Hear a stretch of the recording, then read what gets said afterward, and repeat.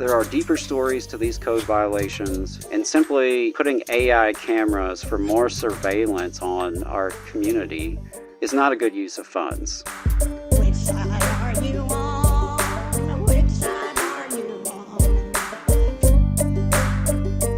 on? North Alabama's unions won a victory at the Huntsville City Council meeting on Thursday night, September the 11th. Can you talk to us about that? Yeah, it turns out sometimes you can really fight City Hall and actually win. So the North Alabama Area Labor Council and quite a few groups have been speaking out about an issue called City Detect.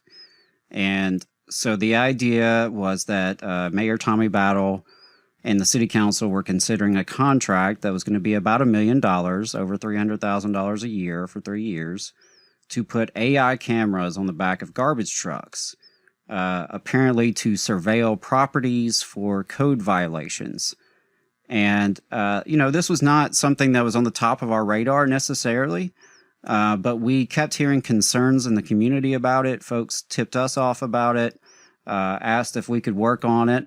And of course, the more we talked to people, the more we talked to our members and our allies, it was overwhelmingly clear how deeply unpopular this idea was, right? Because it's a questionable use of taxpayer dollars. It is a real concern when it comes to surveillance and how this information is going to be used. Is it going to be used to target people who are already struggling?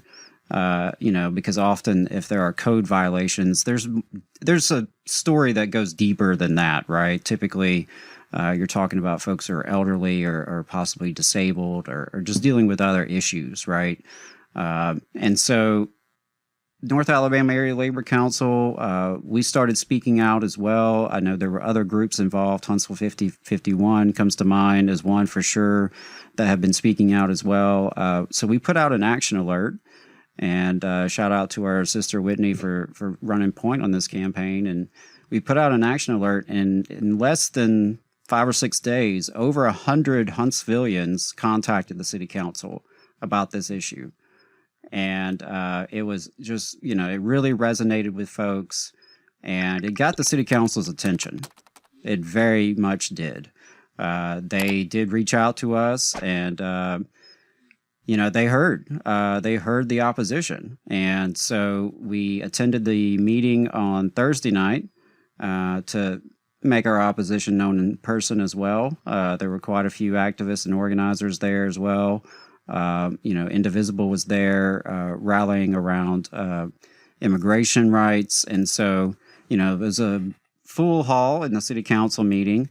And Mayor Tommy Battle announced that he would be withdrawing the contract, in the face of such public opposition. Now, he did caution that he may bring it back in 6 to 8 months. He claims that the public needs to be educated further about it.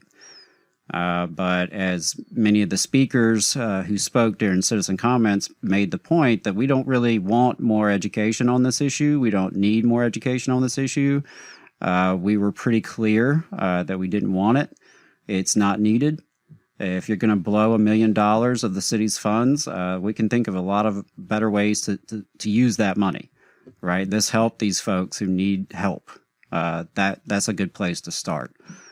Because, interestingly enough, the first thing that happened at that city council meeting was a hearing, public hearing on a gentleman's property that had been cited for code violations. And, there was a bunch of junk in his driveway, in his yard.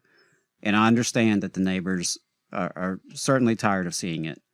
And this guy had to get up in front of this full room at the city council and defend himself and, his right to hold on to this property and be okay.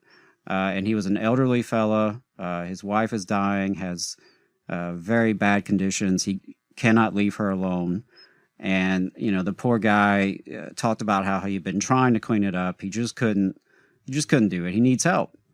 Right. And so that was really powerful to hear and to see that testimony from this poor guy. And, it really, I think, hammered home the point to people that there are deeper stories to these code violations, and simply, putting AI cameras for more surveillance on our community is not a good use of funds, right? And there are other ways we can use funds to address those sort of issues. If you're concerned about blight, if you're concerned about property code violations, if that's relevant to you, well, then this put some resources together to expand the ways we help people dealing with that.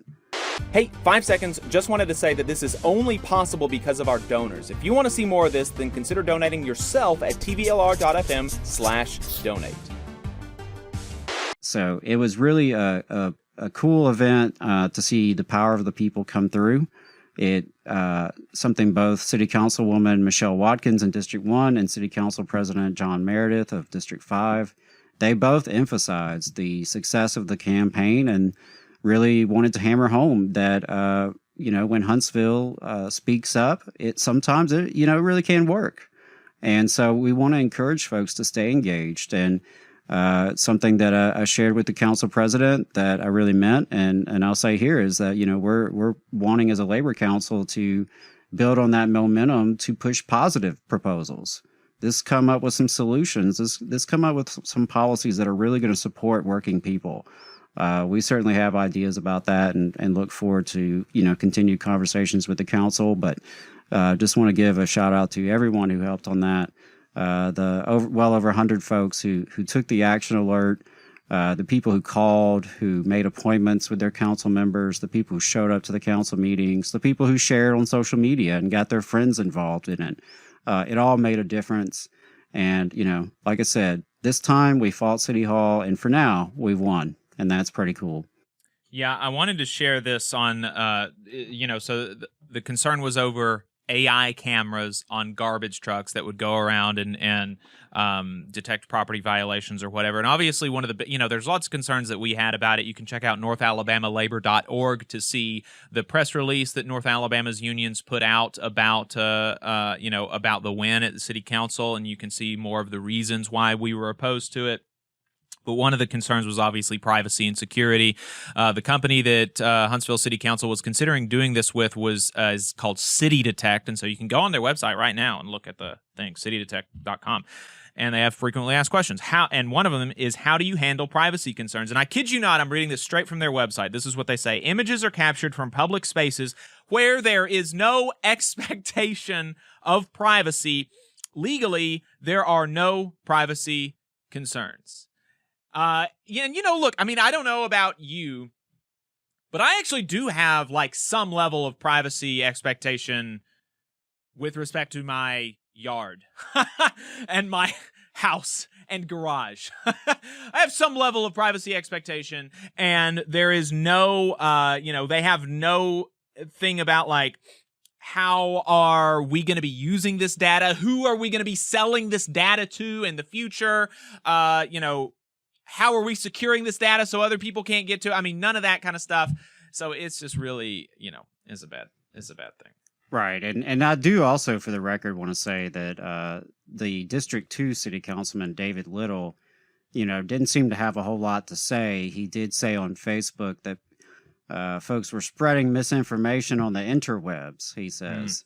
And so someone asked him, well, can you share some accurate information? And he simply replied with the City Detect website.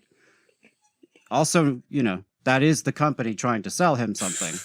So I'm sure that's totally objective, factual information. Yeah, this company that stood to gain $1 million, like no reason for them to like be weird about the information. Right. Yeah. So the lesson was that, rank and file Huntsvillians came together, union folks, non-union folks, just, the people, just everyday people.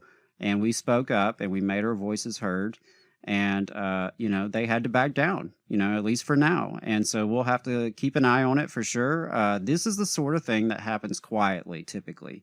They sneak stuff like this through all the time in local government, state government, federal government, of course, as well. But often at the local level, people, aren't really going to budget hearings. People don't really go to city council meetings and school board meetings. And so if you're not paying attention to what they're doing, they will sneak through some ridiculous stuff. And this was a dumb idea. You know, we could sit here and go into all kinds of reasons why it was a dumb idea, but the bottom line was it was a dumb idea, and it was a dumb waste of money. And there's so many other things you could do that are better for this community. And that's why we spoke up. And, you know, we're proud that we've tabled this for now, and we're going to keep on speaking up. A couple of people chatting about that. Next Generation Carriers said, congrats on the win. Huntsville Dim Worker said, hashtag Tommy Battle BS. Yeah, indeed. Benjo said, Tommy is saying he needs to educate us more about the new surveillance, so be on the lookout for the next time they bring it up. Yeah, we can't. We're going to be keeping an eye on that as North Alabama's unions. Electrobuzz says, presumably about the older gentleman who was coming to kind of plead his case about his property violations, to come together to help the man, not condemn him. Yeah, I mean, you know, a lot of these property violations can be fixed for a relatively low cost, right? And so if we're talking about spending $1 million on property violations, well, you know, and I know it can get kind of dicey because, you know, or it might get dicey, you know, I don't know. I mean, some of this kind of moral hazard stuff is overstated, but, you know, I could potentially see the argument like, oh, well, if the city starts fixing these things, then that's going to incentivize more people to not do them, then the city's going to have to do them, blah, blah, blah, blah, blah, blah.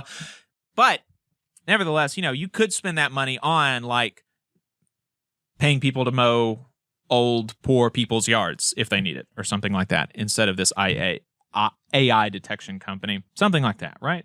Yeah, I think Quirky Geek Girl made the point that you might want to send out a social worker, and that had been on my mind this whole, you know, fiasco. Is like, yeah, if folks have let their yard get super overgrown, there's junk everywhere. Like if it's, you know, become clearly a problem, well, they need help. Like, obviously, you know, we don't know. I don't know what it is. You can't just judge from the outside to know what that is, but they need some kind of help. Right. So, yeah, I was really proud of our community for uniting around that. Here's a PSA for folks that they might enjoy. Quirky Geek Girl said, my ex-boyfriend went into Street View code and removed the images of his house. He didn't want people to Google his address. Folks in the chat didn't know that you could do that. I didn't know that you could do that, but apparently you can. Very interesting. You just saw a clip from the Valley Labor Report. We are live every Saturday morning from 9:30 a.m. till 12:30 p.m. And we pride ourselves on keeping all of our content free to everybody so that we can talk to as many working folks as possible. If you support the work that we're doing, you think that it's important, you think that it's good, then consider making a monthly contribution to the project, and you can do that on our website, tvlr.fm.